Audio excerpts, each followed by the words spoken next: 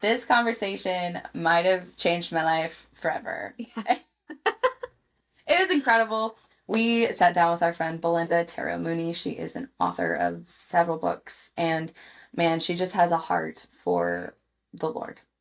I don't think there's a better way to put it than that. And so we had her on to share with us about what she does and her therapeutic lifestyle changes and how detachment is a foundational piece to holy surrendering. And we ourselves are going to be purchasing her workbook Yeah. and her stuff because we learned so much from her. But this was an Yeah. amazing This was conversation. good.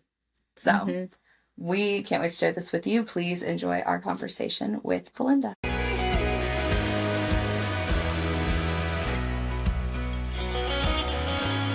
We're so excited to have an amazing guest with us today. I have been really looking forward to this conversation because I feel like detachment is something that I could really improve upon myself, knowing that I struggle with the spirit of control. So we are really excited to introduce Belinda Terro Mooney. She is an author, speaker, instructor, and a life coach for Catholic moms, coaches, therapists, and a book coach for Catholic authors. She just seeks to serve others with her God-given talents and gifts to help them achieve the dreams and goals God has for them. She wants to help others become all that God created them to be through healing from the past and making space for the work that we are called to do in the present moment. Thank you for coming on our podcast. We are so pleased to have you. Thank you. I'm so happy to be here. We were just,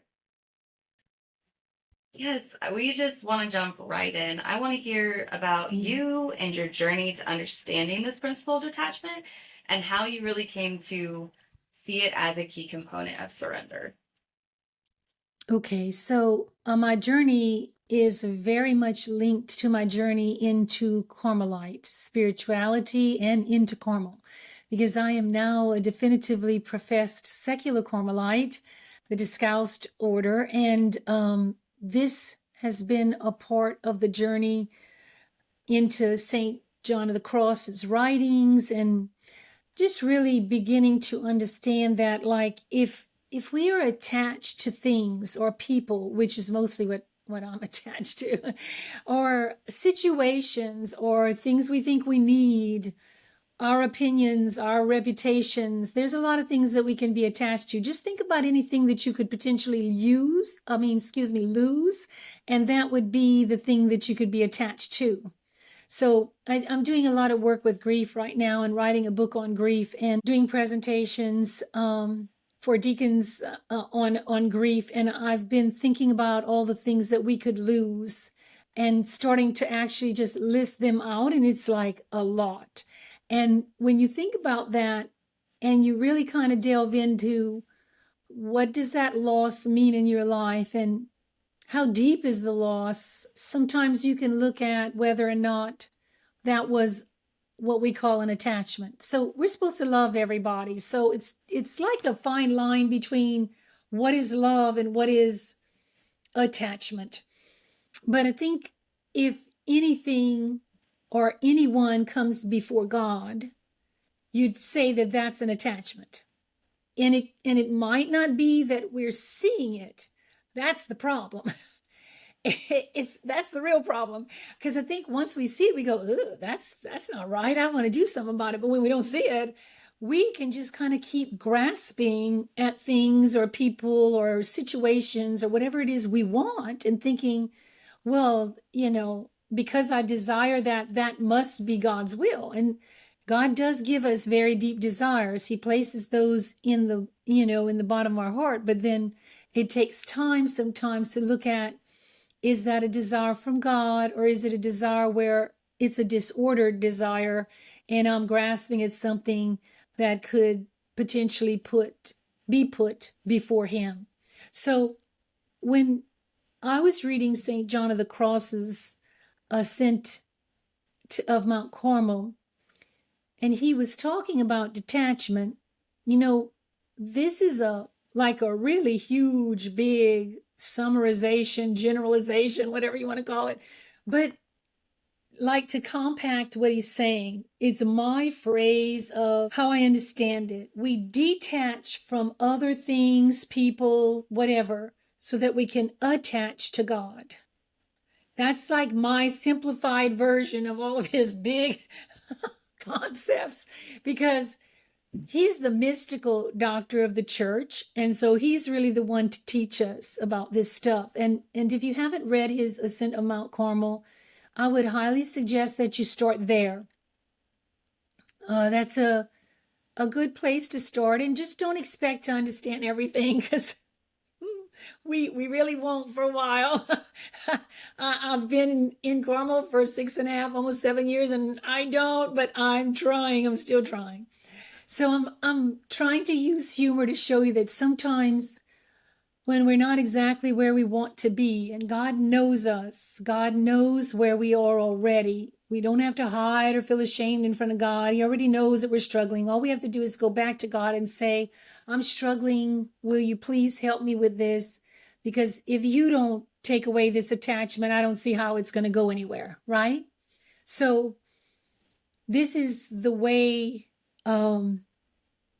we begin to look at what we might be attached to, what we have a really strong opinion or desire for, and then look at whether or not we're putting that before God and how we might be doing that, and then ask God's help not to do that. So that would be a few of my preliminary comments about this, because if we're attached to anything else, we're really not going to hear God's will or God's voice. It's just not going to be very much possible to do it. We're always going to kind of stop it when it starts to come into our heart. If it comes against those attachments, we're just going to kind of push it away, right? It's very natural.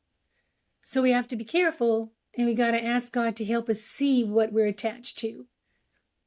Yeah, because later down the line, I know we'll be talking about how this kind of goes in with surrender, and how can we surrender to God if we're not wholly attached to him, so wholly surrendered means wholly attached. And if we're not detached from other people, places, things, situations, our opinions, our reputations, whatever it is that we don't want to lose, if we're not detached from that, then we're not going to be able to surrender totally to God. It's not going to be able to happen. I think that's really powerful, because something I'm super passionate about sharing with people is that you have got to be listening for God's voice. You've got to be willing to step out in faith, to hear him, to discern with him. That is how you step towards surrendering to him completely. But that's such an important point that has honestly not occurred to me, that if your attachments stand in the way, then it's going to cause it to be difficult to hear him, and you might even be trapped under some of your own wounds, and that makes it difficult to trust what you experience and are trying to understand as God's voice. When it comes to surrendering, and that specific piece here of hearing God's voice and being attached to other things and asking him to reveal that to you, how does this affect your intimacy with God and your perception of life? Like, what is the difference between a detached perspective and an attached perspective? Well, if I'm being perfectly honest, I'm still working a whole bunch on this, because to me, trying to be detached, first of all, comes within my family, because I'm the mother of 7 children, and some of these kids have neurodiversity. And so I have been like on the clock for a long time, trying to help, trying to get opportunities or do things or whatever, prayer, fasting, almsgiving. Like I'm working it from all fronts, spiritual and regular physical motherhood. And I'm telling you, if I were going to say to God, I think I'm attached to anything, it would be to my children. And I don't know how to explain to mothers how to walk that line. You've got to find it with God, because it's not like you want to be detached from your children, like you don't love them or you're not there for them. That's not what we're saying. But we're saying that the love is an ordered love. So this is the real premise of Carmelite spirituality. When our love is ordered toward the other because it's already ordered toward God. So we love God first, and then out of that love for God, we love someone else. So I don't love y'all as my sisters in Christ before I love Christ. I love Christ. And then I love y'all as my sisters in Christ.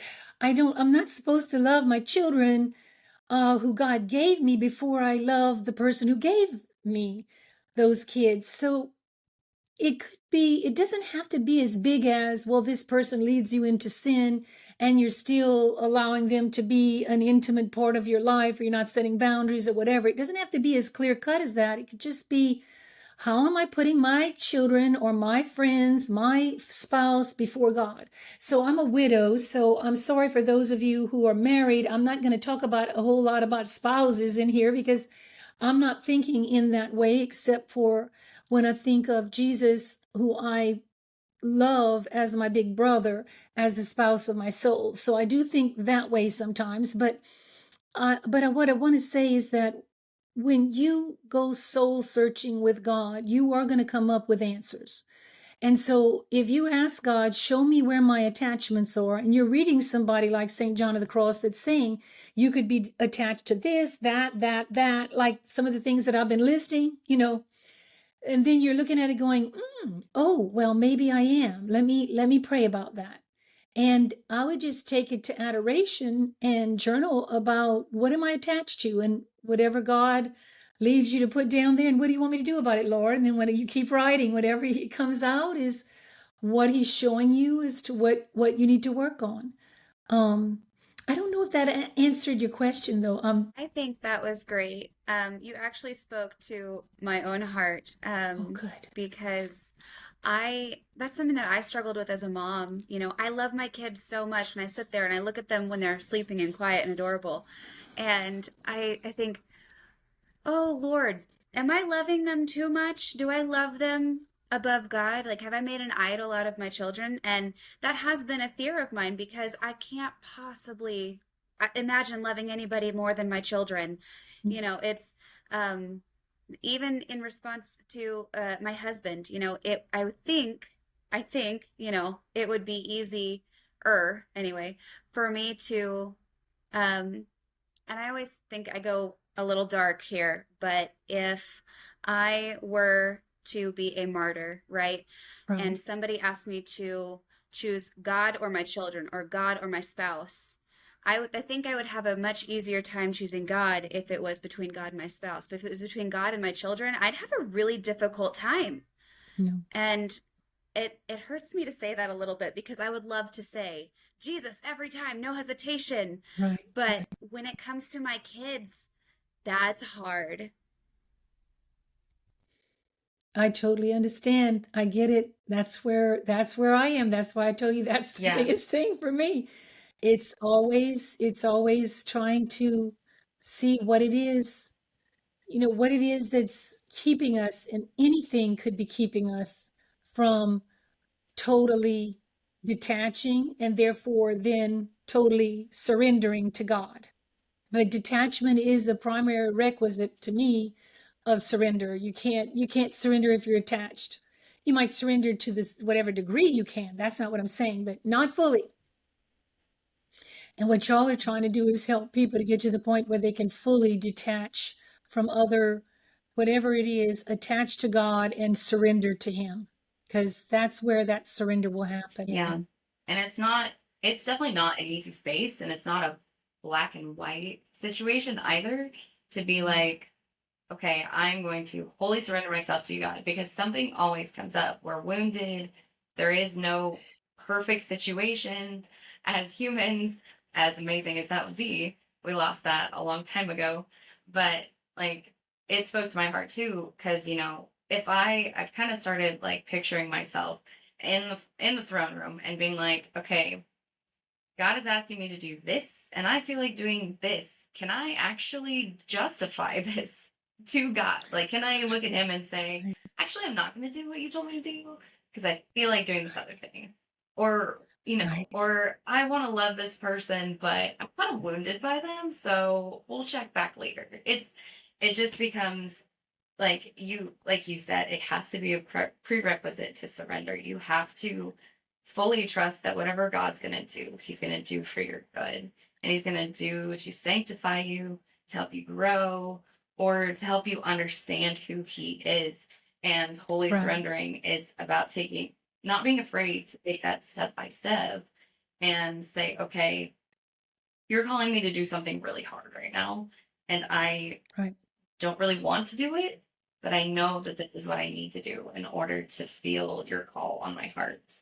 Um, Something Right. I saw when we were putting all this together is you were talking about daily challenges with burnout and other Yeah. stuff. I was like, ooh, I want to know your thoughts on detachment and just like the daily grind and burnout and all that.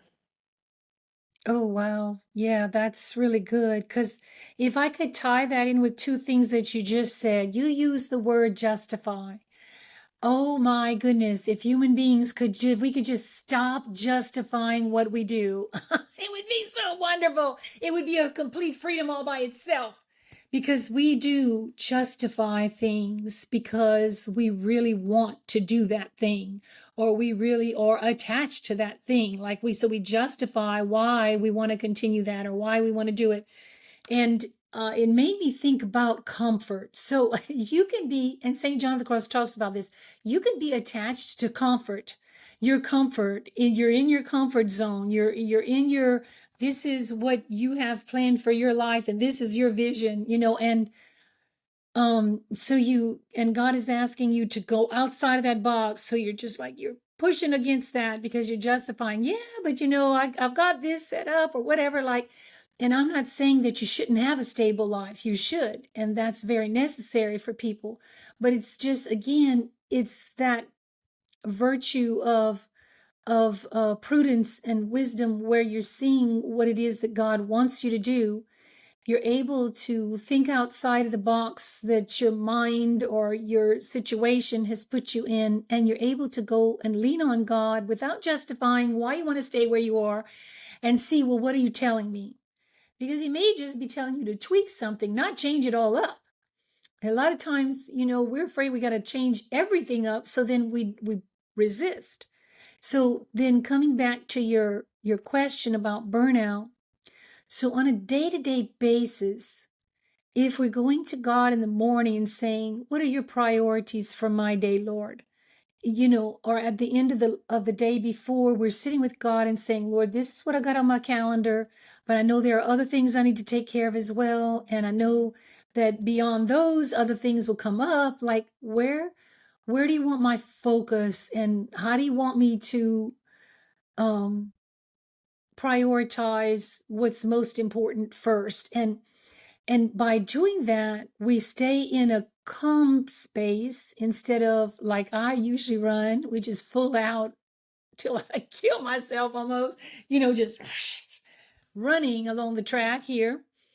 And, we don't, when we're trying to set our day up the way God wants us to set it up, we're not attached to other people or what they're going to need from us, or if we're going to put them before God. None of that is coming into play. Well, then all of a sudden we don't have that sense of pressure that we just got to meet everybody else's needs.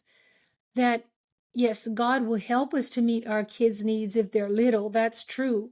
But even then, there was a time when I got to the point of burnout where I was homeschooling my seven children. My oldest had graduated, but he had a severe mental illness and he was still living with us. And y'all, I just got to the point where one night, my husband was alive then. He walked through the door and I just literally threw a saint book and a something else, and I threw it at him and I said, you do a prayer time with the kids, and I'm going to the bathroom to take my shower, and I don't want anybody, absolutely anybody, to even come by the door. I don't want anybody to interrupt me. I have nothing left to give. It got to that point where I had allowed myself to just not take care of myself for the long term, and set myself up with God so that I would be in ministry to my children, to other people for the long term. And so when I talk about preventing burnout, and I wrote a book, my Therapeutic Lifestyle Changes Workbook, creating a comprehensive plan for a calm, ordered life. I wrote it so that we could prevent burnout. Like when I learned that the neuroscience-based TLCs, we call them therapeutic lifestyle changes, when I learned that they actually work so well that if a person has clinical depression, they might not have to go on meds. Oh my gosh. Like, what? That really caught my attention because I've loved many people who have been depressed. And I have had the experience of watching them go on meds and have to change their meds because those are not working. I'm like, well, if all this works, why don't we use it? Why don't we try to prevent our own burnout so that we're here longer for our kids, and not just our kids, but our grandchildren? Because we might make it through our kids, but then, like me, you're so tired that you don't have a whole lot left to give when you finish raising your children.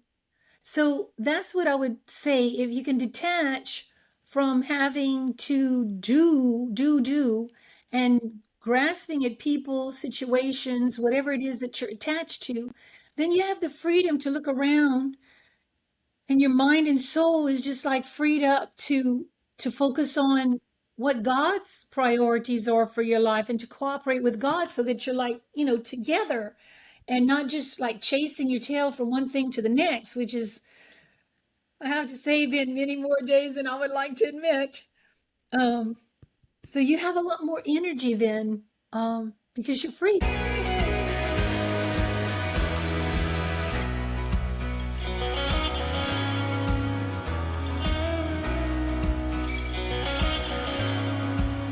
If you don't have the pressure to meet everyone else's needs and to do this, or this, because you're like running around full of stuff that you think you need to do, right? Then what's going to happen is your mind, your soul will just start to free up and calm down. You'll have more energy. You'll have more ability to think of what it is that God is showing you. And also, I would like to put in a plug for just common sense. God speaks to me a lot of times just through my common sense. Like, there are just certain things that don't make a bit of sense to me. And I don't think that's what God would ask me to do, because it doesn't make sense. So there are things where you don't have to have this big discernment process, or figuring out what God wants you to do, because you're going to use your common sense to see. And it's kind of hard to listen to your common sense, or to listen to yourself, or to listen to God speak in you, if you don't have that freedom. You just don't have your focus on God, what he wants. You've got it on the things that you're attached to, that you're grasping at, that you're wishing that you could keep doing, because you just don't see how you could possibly let that go. So think about, there's two movements: minimalist, essentialist. These movements that say let go of everything that you don't need. Well, I think they're coming from St. John of the Cross, actually. Like, they're coming from Carmelite spirituality, where you're just getting rid of whatever doesn't serve you, whatever doesn't really need to be in your life. You're toning down and honing in then on what you're supposed to be doing. So you can think about St. Francis of Assisi with all of his simplicity. He didn't own a lot, and then he didn't have to take care of a lot. Those are his words. When you own a lot, you have to take care of it. And all of a sudden you have all these pressures inside of you for everything you're supposed to be doing. So, and then you're going to have that propensity, that temptation to be attached to those things. So if you get rid of everything that you don't absolutely have to have, and then you really work hard not to be attached to what you do, you're probably going to live a lot cleaner life with God than you didn't. And that's a process that I've been on myself. I have a 20-year-old son, my youngest, who is really a minimalist, and he has helped me a lot. And he's also helped me see where I was attached to things. Oh my gosh, he would come back at me 3 times. Mom, do you really think we need this? I'm like, oh no, like, you just see me. Oh, I'm gonna get my back.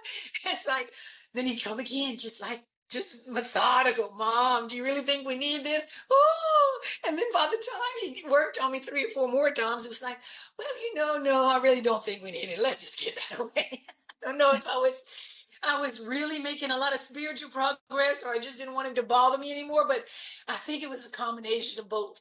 And I really feel so much lighter with having cleaned out every single thing in my home, everything. I'm still working on every single thing in my life. There's still a lot of Gmails in there that need to go.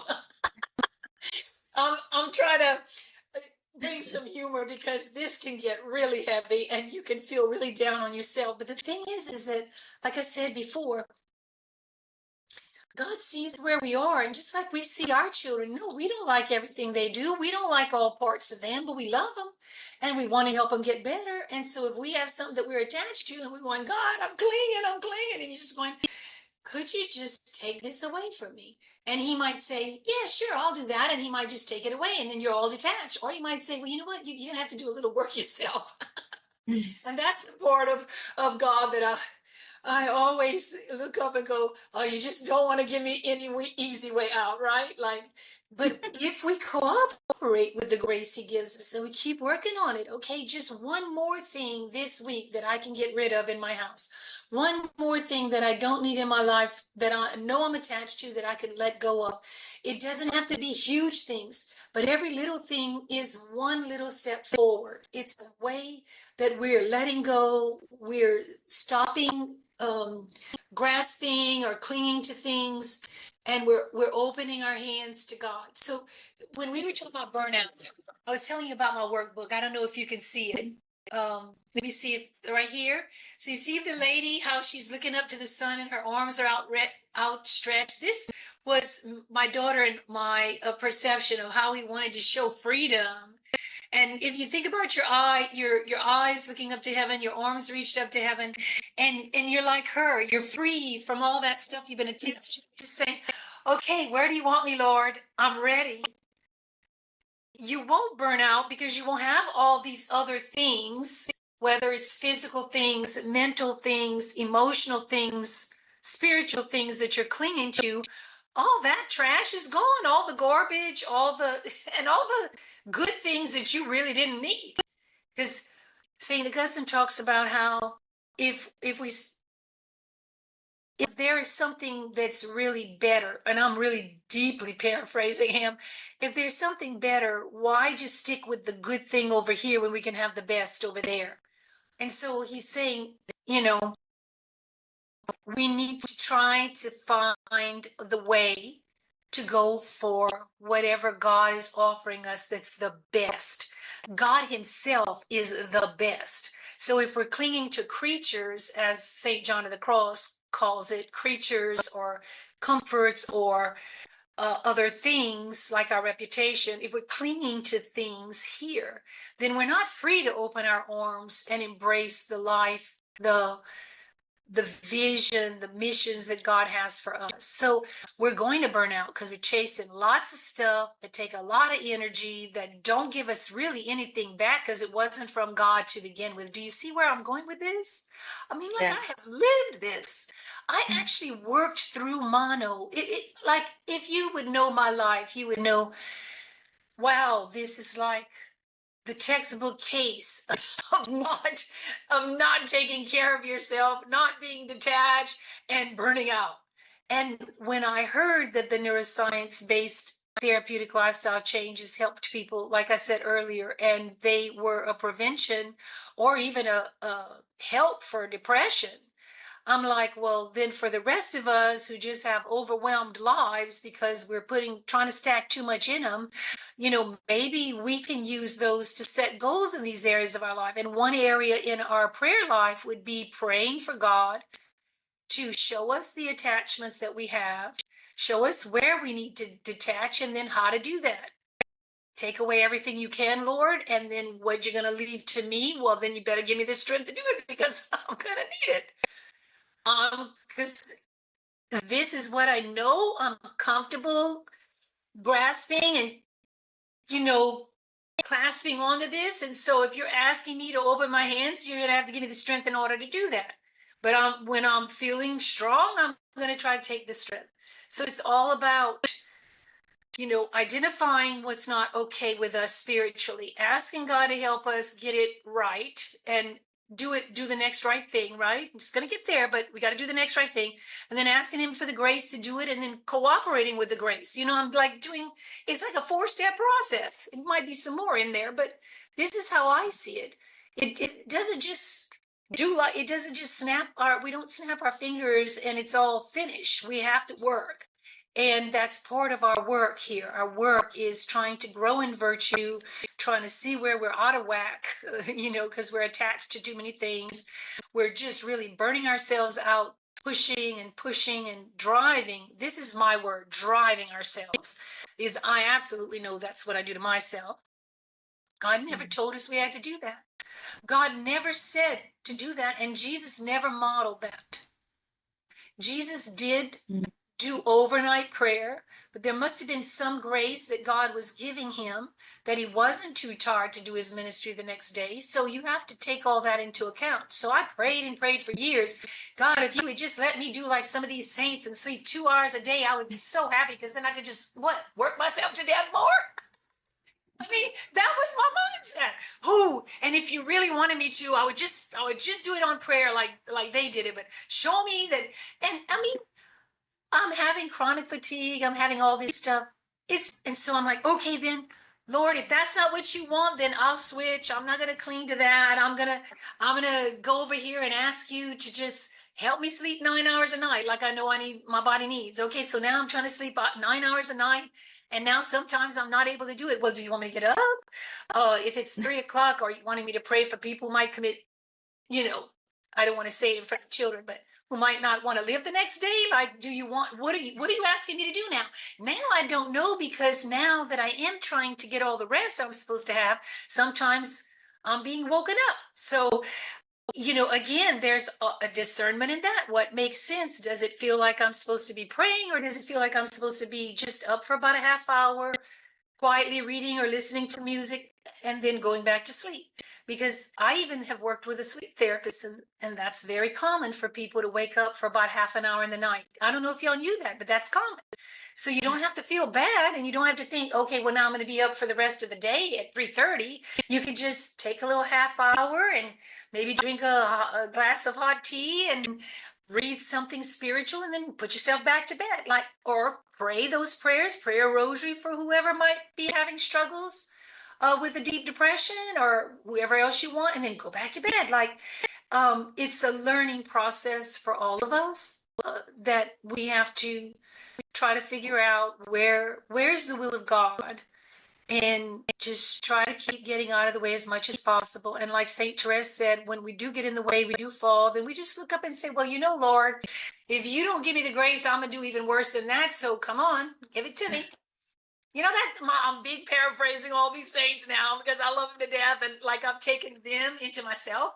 So this is what I got out of what she said. But what she kept doing was, okay, you know me. You know that I would be even worse if you didn't give me the grace that you're giving me. So just keep giving me the grace. And I, for my part, am going to put myself right into your arms, and that's where I'm going to stay, because I can't do anything more. I'm so little that I can't do more than what I'm doing here in your arms with you. So, Yes. so that's some of the things I would say for preventing burnout. I think if you try to see what God's vision for your life is. This is part of what I do with people in coaching. And this is one of the most gratifying things, because having gone through all the classes and getting my certification for different types of things for coaching, I've done my own vision statement with God. And then I've looked at, okay, this is your vision. And now my vision, your and my vision for my life. Now, how am I going to get that big vision done? And that's the missions that he has for me. And so writing out your vision and your mission statements, looking at your life and letting go, and absolutely every single thing that doesn't fit in that scenario, I'm serious, because it's going to be something that you're going to stay attached to, have to give time and energy to, and it's going to take you away from the things that God's calling you to do. And you won't be able to surrender. So when you see his vision for your life, when you start looking at the missions that'll go with that vision, you start cleaning and clearing everything out. All of a sudden, wow. Before I knew it, it just got to where we were going.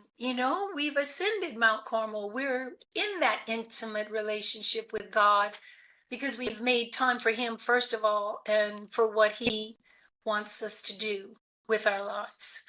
Um, yeah, it's just, it's like I said, it's a process. But if we keep trying to do the right thing with the grace that God gives us, it's just going to get there one thing at a time. And y'all, the last thing I would want to say is when we fall, St. Francis de Sales said, all we have to do is begin again. Begin again. So instead of beating ourselves up, that's what I really love about St. Therese. She didn't beat herself up. She just goes, sorry, Lord, I'd do worse. Give me the grace and I'll try to do better. And that was her big prayer. I'm like, okay, I'm going to do that too, because that makes sense to me. And when we fall, we just reach up, grab God's hand, and start again. So I've said this in another podcast somewhere else, but to me, that was a big change in my life when I stopped killing myself with judgment of myself. That was one attachment I had to let go of, because blaming, whether it's yourself or other people, when you let go of that gets rid of so much trauma and difficulty in your life, and you are much more freer to look at things the way they really are. So I don't need to judge myself anymore. I just need to say I'm sorry and begin again. And all I have to do is picture myself grabbing his hand and him pulling me up, right? That's all I have to do. And so that's what I keep trying to do. Yeah. I think that it's funny. You and I have prayed for some very similar things. I too have been like, hey, those saints that slept 2 hours a night sounds great. You want to help me out with that? And of course he didn't, because he knows better. And like all of those, there was one point I had just had my second baby. And of course, you're up in the middle of the night, there's lots going on. But I just had to remind myself that like whatever sleep I got was God gave me was sufficient.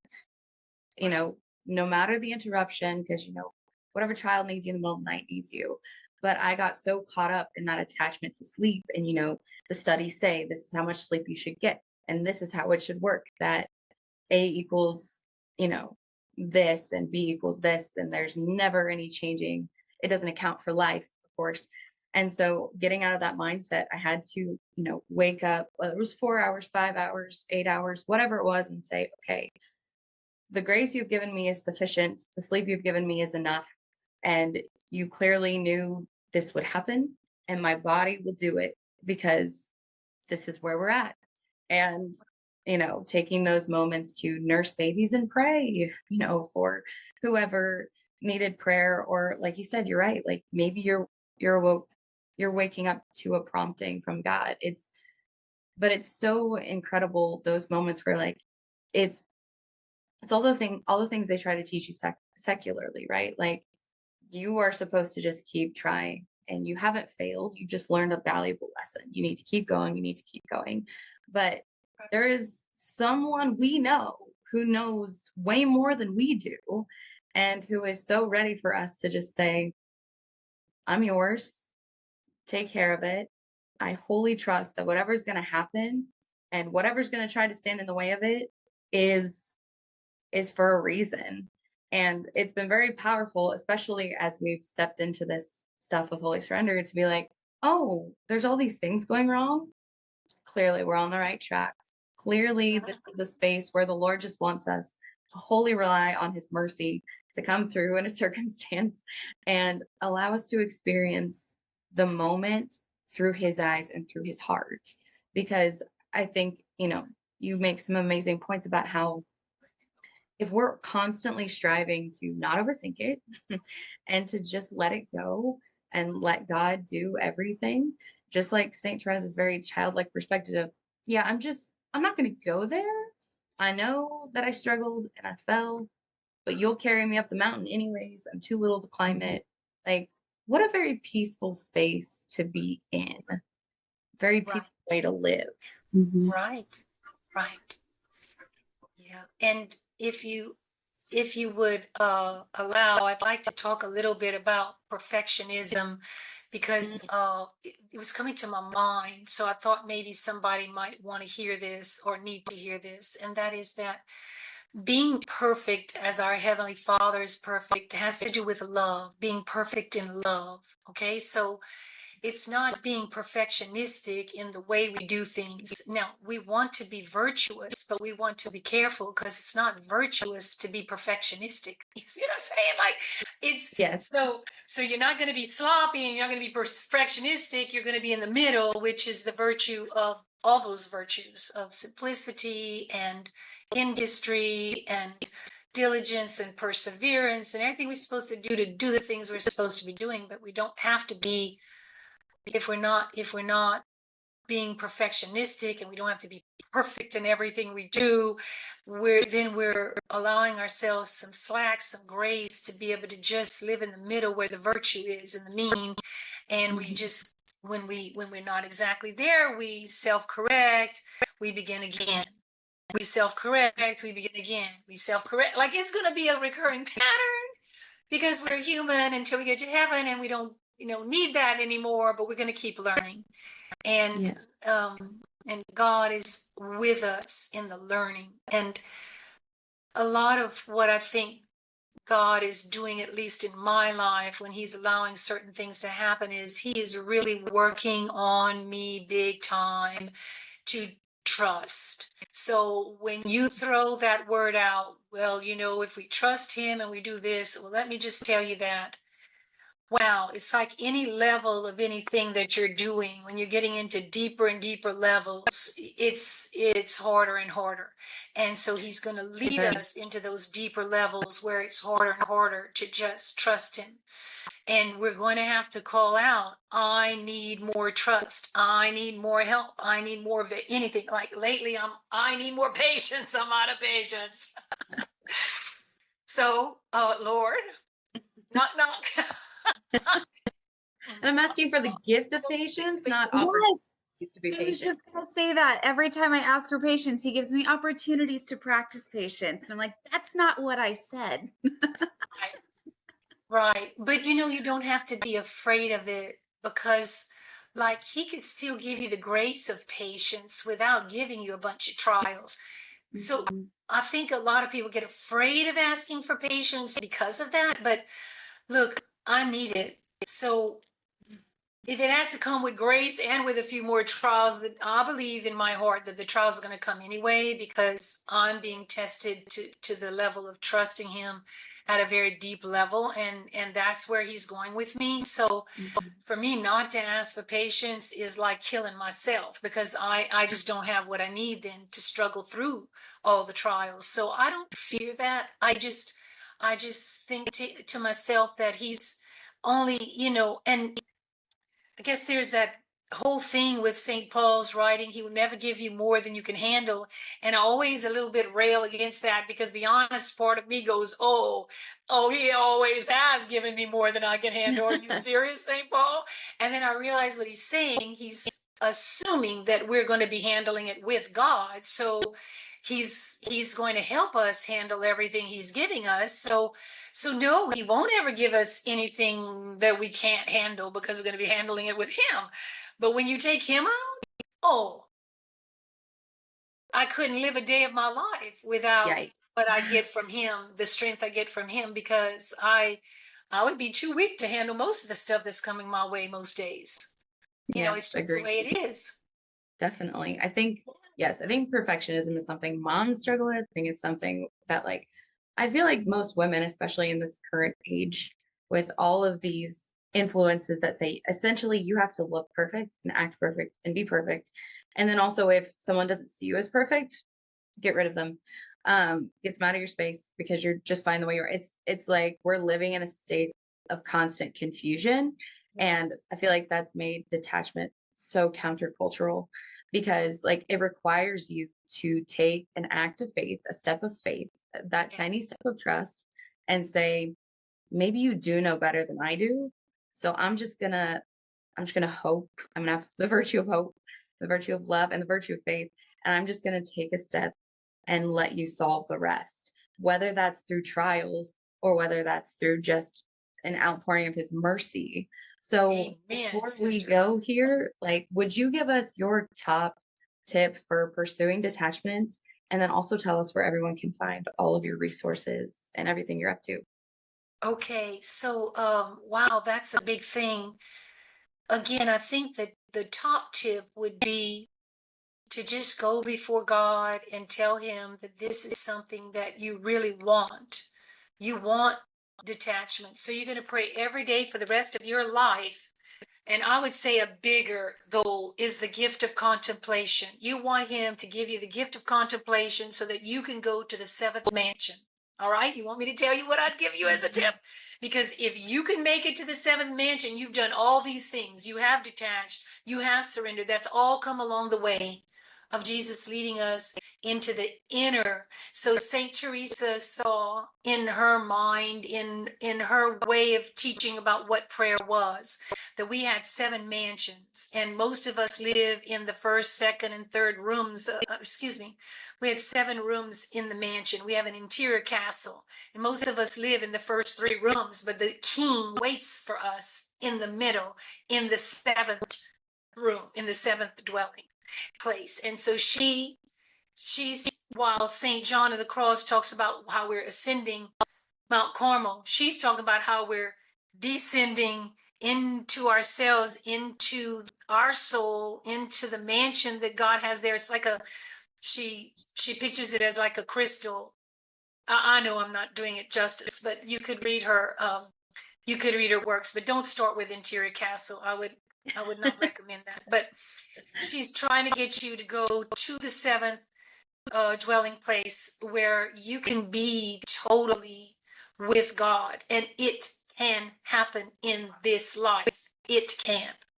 And if God has that as something he wants for us, Father Reginald Garrigou Lagrange was a great theologian this past century, and he talked about how it really is God's will that all of us have the gift of contemplation. Now, it's a gift, so we can dispose ourselves through meditation and regular prayer and prayer for the gift, but we can't give our own self the gift. So when we get the gift, then that gives us the calmness, the quiet, the understanding that we're always living in the presence of God. Saint Therese was very devoted, and she participated in the work of reparation through devotion to the Holy Face. And so she could see Jesus's face there. She's dusting in the priory, wherever she is, in her cell or wherever. She could picture his face there. She could understand herself in his arms. Like, she knew it both ways, but she understood that he was there and she was in his presence. So if we can get to the point where we know when we're changing diapers, or when we're in a boardroom, or when we're trying to help somebody cross the street that's having a difficult time, or whatever we're doing, whatever service we're providing to other people, or we're just taking care of our own bodies, taking a shower, whatever, God is there. And whether we feel him or not, we understand that he is there. So it's different. The spiritual life does not rely on feelings. You could never feel God. Mother Teresa of Calcutta didn't feel him for 50 years. St. Therese went through a long dry period. I remember when I was 18, getting to the point where I looked up and I said, all right, I haven't felt you in the longest time. And you know what? I don't care if I ever feel you again. If that's the way you want it, that's the way it be. But I am still going to believe in you. It's like I had to say it out loud to get the devil and myself off my back so I could just say, it doesn't matter. Feelings about God are not what we're after. It's understanding deeply within ourselves that whether we feel him or not, he's always there. If we're not in a state of mortal sin, he's always working with us. He's always living in our soul. He's absolutely alive in us. So we just have to keep ourselves doing the best that we can and trying to get to the 7th dwelling place so that we can know him truly. And through that process, by praying every day, God, give me the gift of contemplation. Help me to be detached and wholly surrendered to you. Just hit that prayer every single day. Get a mass said for yourself, because masses while you're living are way more important than masses after you die. That's what the saints have said. So get masses for yourself for these intentions, and unite these intentions of wanting to have a contemplative life. And it doesn't matter if you live in the world or you live in the monastery. God can give you a contemplative life right where you are. And that's what he wants, because he wants us to come to the seventh dwelling place. So pray for it, fast for it, give masses, which are alms, pray, fast, and give alms, right? And just keep working toward it. And when you feel like, oh my gosh, I've just blown it again. Oh, well, Lord, you knew I was going to do it. Give me more strength, give me more patience, forgive me, help me begin again. And then you just go, begin. And that's kind of what I've done. The last chapter of the workbook in the TLC workbook, I've put just begin again. Don't beat yourself up. That's not helping anybody. It's only God that's our judge. We're not our own judge. God's our judge. We can say that's wrong behavior, and I don't want to do that again, and then we can move forward. Go to confession and do what we need to do, and then begin again and move forward. I love that. I Okay. think that's so powerful. Yeah, and then I'm going to send you some links of how people can reach me on Instagram, Facebook. I'm on LinkedIn. I have a little Pinterest now with some of the books, with the book covers up, and my certifications I'm going to put up for my coaching. Then I've got a YouTube, and that is going to be expanding rapidly right now, because I've already done a lot of presentations, 10 minutes, which we'll then take from YouTube and put into shorter segments for other shorts. But these reels are going to be on things that are both in my Catholic faith, like saints, or works of reparation, like the Sacred Heart, Immaculate Heart, and Holy Face. It might be on grieving, or using the TLC wellness areas, or understanding mental health, understanding mental illness, understanding addictions, like all the stuff that I'm trained professionally in. What is coaching, and how does that help people? How to listen to people, because I've just done two presentations for deacons on listening and counseling skills.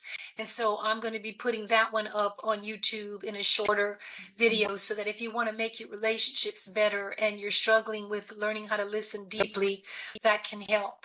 So all that'll be up. And then I'm also going to have 3 links for you for the TLC workbook, the Pray With Us, a Saint for Every Day, and my 2 poetry reflection journals that I put out last year, A Look at Life. So all of those I'll send all that to you so that people can get in touch with me. I'm at BelindaTerroMooney.com. It's just my full name. And if you need to reach me, you can go there, or you can email me at Belinda@BelindaTerroMooney.com. Perfect. Thank you. We will have all of the links that you send us in the description below this episode, everywhere that we put it out. So for everyone who's listening, you can find her there, check out her stuff. And quite frankly, I'm thinking I'm going to go buy this workbook myself, because it sounds like I need it. One for me too. It'll be perfect. Yes, yeah. We would love, I'm sure, to have you on again sometime to talk more about this, because there's just so much to unpack here. And we're so grateful that you chose to spend your afternoon with us and to talk with us. This has been a blessing, I think, to both Haley and I think our audience is going to love it as well. Thank you. Well, like y'all, everything I do, I'm trying to discern that it's what God wants me to do, and then I'm just trying to deliver. Like I am just hell-bent on accomplishing my missions from God. Now that I know them, I'm doing them. So if I can help you, please reach out. If the books, that's why I'm writing, because I want these books to help many, many people, including children who could be praying with saints, oh my gosh, from their earliest years. And then people who could get relief through my coaching or whatever, like I just have so much that God has allowed me to live, that I have a lot of empathy. Like I just have so much empathy for people, because there's almost nothing a person has gone through that I haven't experienced something or exactly what they're saying. It's been a lot of trials through my life. Thank you so much. Yes, invite me back. I'd be happy to come. Yes. Thank you so much for being here.